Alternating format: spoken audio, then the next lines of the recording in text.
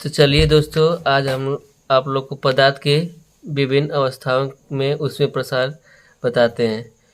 तो ठोस में 3 प्रकार से गति करती है: रेखीय प्रसार गुणांक, क्षेत्रीय प्रसार गुणांक, आयतन प्रसार गुणांक। और द्रवों में आभासी प्रसार गुणांक, वास्तविक प्रसार गुणांक। गैसों में आयतन प्रसार गुणांक, दाब प्रसार गुणांक। तो चलिए एक एक करके सबके बारे में पूरा जानकारी लेते हैं। ठोसों में ऊष्मीय प्रसार: जब किसी वस्तु या ठोस के ताप में वृद्धि की जाती है तो ठोस के आयतन तथा क्षेत्रफल में होने वाला प्रसार को ठोसों का ऊष्मीय प्रसार कहते हैं। ठोस पदार्थों में 3 प्रकार का ऊष्मीय प्रसार होता है, जो नीचे दिया गया है। पहला होता है रेखीय प्रसार गुणांक, जिसमें किसी धात्विक छड़ के तापमान में 1 डिग्री की वृद्धि करने पर छड़ की लंबाई में परिवर्तन होता है। तो उसमें प्रारंभिक लंबाई के अनुपात को रेखीय प्रसार गुणांक कहते हैं। यानी कि जब हम किसी धातु में 1 डिग्री सेल्सियस की वृद्धि करते हैं तो उसकी लंबाई में जो वृद्धि होती है उसी को हम लोग रेखीय प्रसार गुणांक कहते हैं। फार्मूला उसका होता है रेखीय प्रसार गुणांक, जिसे हम लोग अल्फा से डिनोट करते हैं। लंबाई में वृद्धि यानी डेल्टा एल, मूल लंबाई गुणे ताप में वृद्धि यानी डेल्टा टी को हम लोग रेखीय प्रसार गुणांक कहते हैं। क्षेत्रीय प्रसार गुणांक क्या होता है?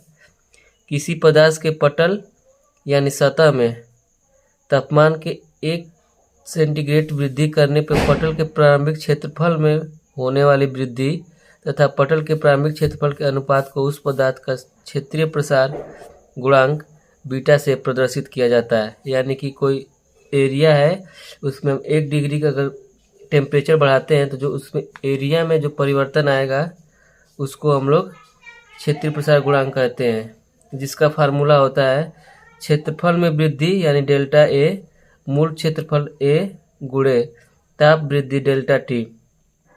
और ठोसों के ऊष्मीय प्रसार का तीसरा प्रकार आयतन प्रसार गुणांक: किसी पिंड के ताप में 1 डिग्री वृद्धि करने पर उसमें आयतन में होने वाली वृद्धि तथा पिंड के प्रारंभिक आयतन में अनुपात को उस पदार्थ का आयतन प्रसार गुणांक कहते हैं। यानी कि हम लोग जब किसी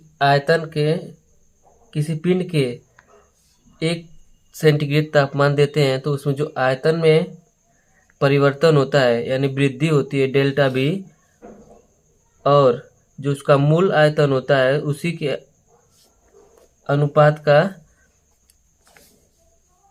मान होता है। यानी कि आयतन प्रसार गुणांक आयतन में वृद्धि यानी डेल्टा बी, मूल आयतन भी गुणे ताप वृद्धि डेल्टा टी। रेखीय, क्षेत्रीय और आयतन प्रसार गुणांकों में संबंध क्या होता है, चलिए उसके बारे में जानते हैं। तो रेखीय को अल्फा से, क्षेत्रीय को बीटा से, आयतन को गामा से। तो इन सब का रेशियो जो होता है 1 संबंधी 2 संबंधी 3 होता है। बाकी ऐसे ही वीडियो देखने के लिए चैनल को सब्सक्राइब कर लीजिए, वीडियो को लाइक करिए। ऐसे ही छोटे छोटे टॉपिक हम लोग बनाते रहेंगे। अगर आप जिस टॉपिक पे चाहते हैं उस टॉपिक के लिए आप लोग कमेंट कीजिए, आप लोग को उस टॉपिक पे वीडियो मिल जाए।